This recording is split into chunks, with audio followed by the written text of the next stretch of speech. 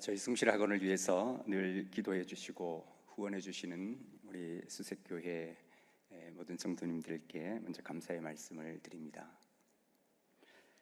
요즘 저희 고등학교는 고교 학점제라는 그러한 제도의 그 준비 과정 가운데 있습니다.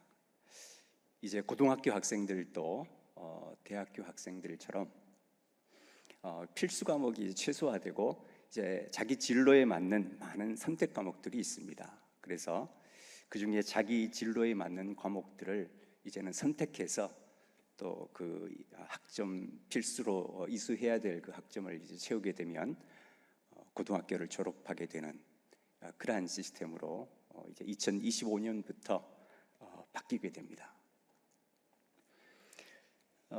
그렇게 바뀌면 이제 어떤 일들이 일어나느냐면 고등학교 3학년이 되면 예를 들어서 이제 수학같이 어려운 과목이 있지 않습니까? 그러면 과거에는 무조건 다 들어야 됐지만 이제는 그렇게 어려운 과목을 안 들을 수도 있고 또 어려운 과목을 듣기를 원하는 학생이라면 예를 들어서 투 과목들 있지 않습니까?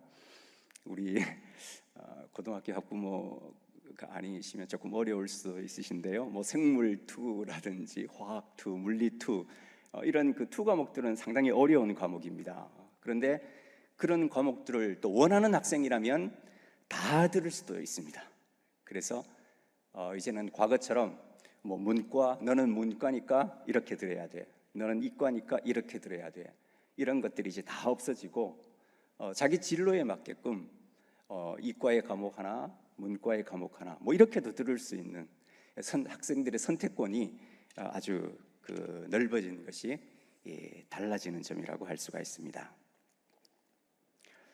제가 학교에서 왔기 때문에 또 입시에 대한 이야기를 잠깐 드려보면 저는 입시 전문가가 아니기 때문에 아주 상세한 건 잘 알지 못하지만 작년에 저희 학교 학생 중에 내신 등급이 1.75인 학생이 서울대 식물생산과학부에 합격을 했습니다. 고등학교 학부모님들은 1.75가 어떻게 서울대를 들어가지? 금방 아실 텐데요. 서울대를 들어가려면 내신 등급이 1.2, 3을 넘어가면 어렵지 않습니까? 그런데 1.75의 학생이 서울대를 합격을 했습니다. 그래서 선생님들이 얘가 도대체 어떻게 서울대를 들어갔지? 하고 그 생활기록부를 쭉 보았더니 이 학생은 동아리 활동도 그 자기 진로에 맞는 동아리 활동을 했을 뿐만 아니라 그냥 아이들이 대충 놀고 많은 그런 학급 활동 있지 않습니까? 우리 부모님들도 학교 다니실 때 학급 활동 시간이 아마 있었을 텐데요. HR 시간이라고 해서 학급 활동 시간이 있었을 텐데 그 시간에도 자기 진로에 맞는 무슨 활동을 한 거예요. 그뿐만 아니라 방학 때에는 또 자기 진로에 맞는 그 개설된 프로그램에 참여해서 또 활동도 하고 그러니까 대학에서 볼 때는 야, 얘는 우리 학교 이 과에 오기 위해서 이렇게 준비를 했구나. 그러니 1.75지만 우리가 뽑아줘야지. 아마 이런 생각을 하지 않았을까, 그런 생각을 해보게 됩니다. 학교 이야기는 그 정도로 하고요. 오늘 하나님께서 우리에게 주신 이 아브라함 이야기로 다시 넘어가도록 하겠습니다.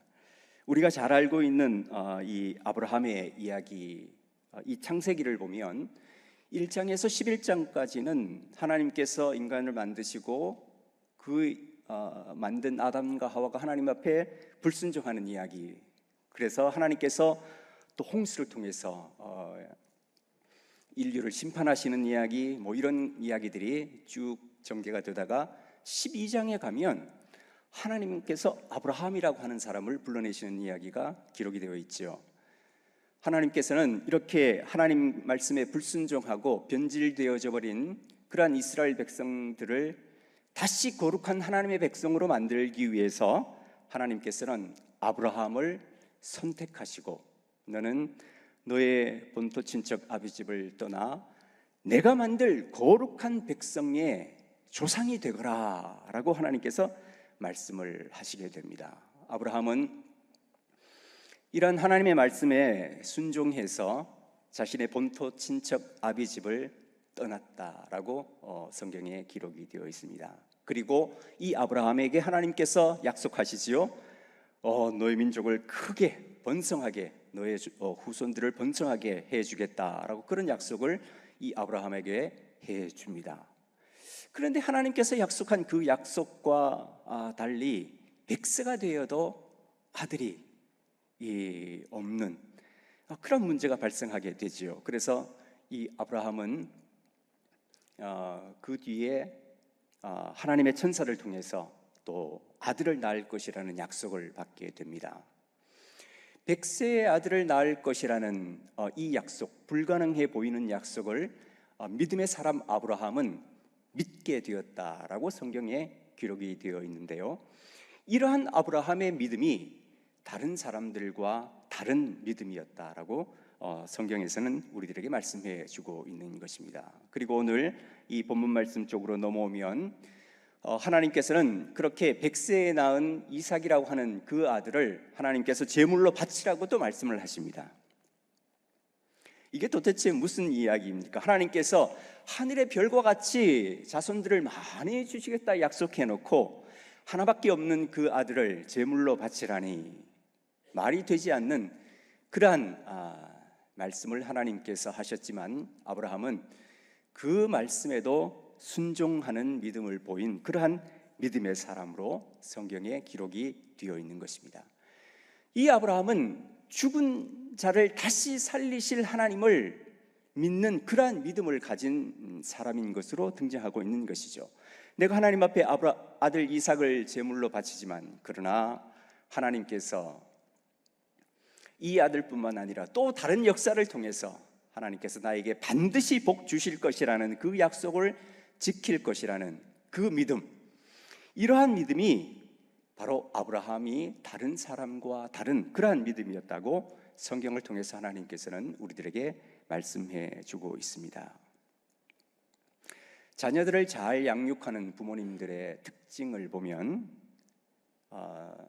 자녀들을 야단치지 않고 자녀들의 말을 잘 경청할 뿐만 아니라 그 자녀들의 말에 함께 공감해 주고 또 그 자녀를 존중하는 것이 보통 부모님들과 다르다는 것을 알 수가 있습니다. 여러분, 한 예를 들어 본다면 미국 존스 홉킨스 병원의 아동센터 소아신경외과 그 의사인 벤 카슨이라고 하는 사람이 있는데요. 이 흑인 의사는 어릴 때 자기는 아무것도 할 수 없다고 생각을 하고 늘 TV만 보는 그러한 아이였다고 합니다. 스스로 멍청이라고 생각했던 그런 아이였는데요. 어머니가 그 아이를 보다가 우리 아들 이렇게 해서는 도저히 안 되겠다, 이제 이런 생각이 들어서 아들에게 얘야, 네가 도서관에 가서 책을 한 권씩 읽고 독후감을 쓰면 좋겠다라고 그렇게 이야기를 했다고 합니다. 그래서 이 아들이 도서관에 가서 책을 읽고 독후감을 써서 어머니에게 드렸다고 합니다. 근데 이 어머니는 글을 읽을 줄 모르는 어머니였다라고 합니다. 그렇지만 이 아들이 독후감을 써오면 밑줄을 그어주고, 무슨 뜻인지 모르지만 밑줄을 그어주면서 그 아이를 존중해주고 또 그 아이가 하는 일에 공감해주고 이랬더니 얘가 점점점 공부를 더 잘하게 돼서 예일대를 들어가게 되고 그리고 나중에 의사가 되는 그런 놀라운 일들이 있었다고 합니다. 여러분, 어떻게 보면 이 벤 카슨의 어머니는 하나님과 같은 그런 역할을 하시는 분이 아닐까요? 늘 죄 가운데 빠져서 하나님을 실망시키는 우리들을 책망하지 아니하시고 하나님께서는 늘 사랑으로 우리를 돌보시는 것처럼 이 어머니도 그 아들에게 너는 맨날 TV만 보고 있는 이 바보냐라고 그렇게 야단